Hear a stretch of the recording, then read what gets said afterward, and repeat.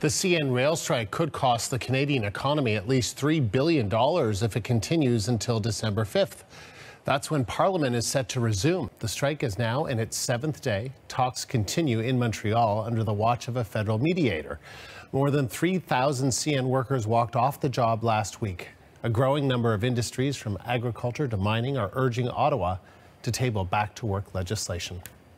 For more on this, I want to bring in Bob Masterson. He's the president and CEO of the Chemistry and Industry Association of Canada, and he's in our Ottawa studio. So, Bob, tell us just how reliant, first of all, your industry is on CN Rail. Yeah, thank you. You know, it's very reliant. Our industry, the chemistry industry in Canada, is a $60 billion a year industry.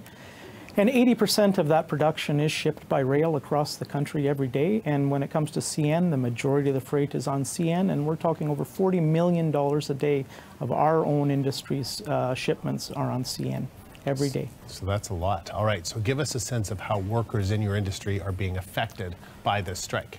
Well, I think you're just starting to see some pieces come to the fore today, right? We've had Nutrien in the fertilizer sector give notice that it is closing its site in Saskatoon, its largest potash mine. It's going to furlough workers until the strike is over and there's a return to service. We saw publicly traded companies like Chemtrade give guidance to its investors that the strike is going to have a material impact on them already.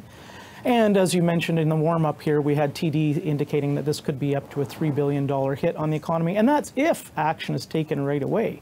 You know, I think our concern here is we're slow motion walking towards a crisis.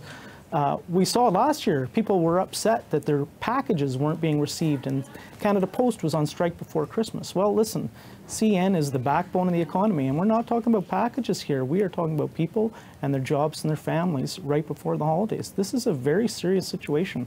Mm-hmm. So when do you think this will start having an effect on the average consumer?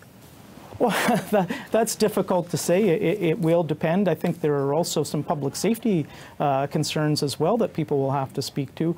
We heard Miss Paradis talk earlier. Gasoline, much gasoline is transported by rail. In our industry, we produce all the chemicals that go to keep your drinking water safe and to treat sewage and other outflows.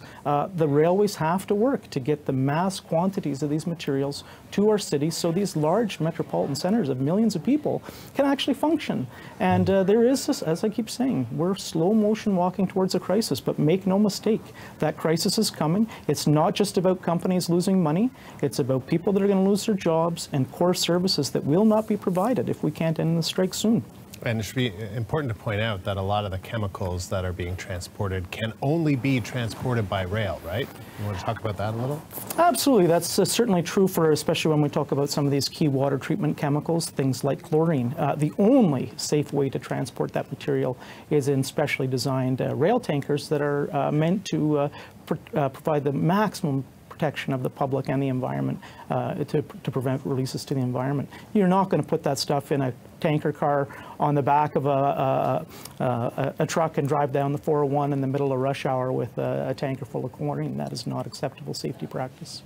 And so it is about safety. It's safety of transporting these chemicals, but the workers, the union will say, this is also about the safety of their workers, making sure that they're not too tired, they're not on these shifts that just last forever. I mean, I'm sure you're sympathetic to the idea that safety has to be at every level.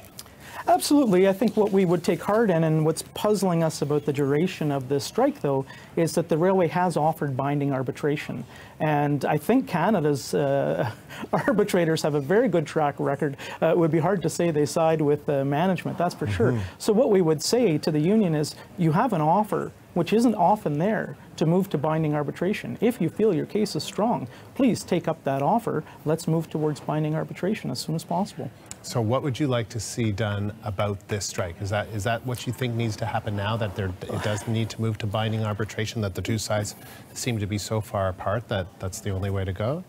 Well, they remain at the table. That is hopeful. Let's say that. But at the same time, you know, industry like ours, they had 2 weeks more of warning and were able to take precautionary measures to do things like make sure chlorine tanker cars aren't on the rails and left on a siding in the middle of a strike. CN took precautions. What we need to see is the federal government to take the same precautionary measures. They need to give notice to all parties that A, they're starting the machinery of government that would enable them to send this rail service back and send parties to binding arbitration, and B, that they're willing to use those measures. We've not heard that yet. Again, I look at the situation last year with Canada Post. People were worried about parcels. Make no mistake, that's important to people. But these are critical issues, and I think when this strike is over, groups like ours and others in the economy are really going to have to sit back and say, isn't it time we said our Class 1 railways with CN and CP are indeed services, core services to government, essential services that shouldn't be interrupted by strikes like this.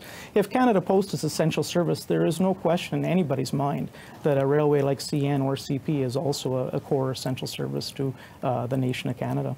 All right, Bob, thank you very much. Thank you for the opportunity. That was Bob Masterson. He's the President and CEO of the Chemistry Industry Association of Canada in our Ottawa studio.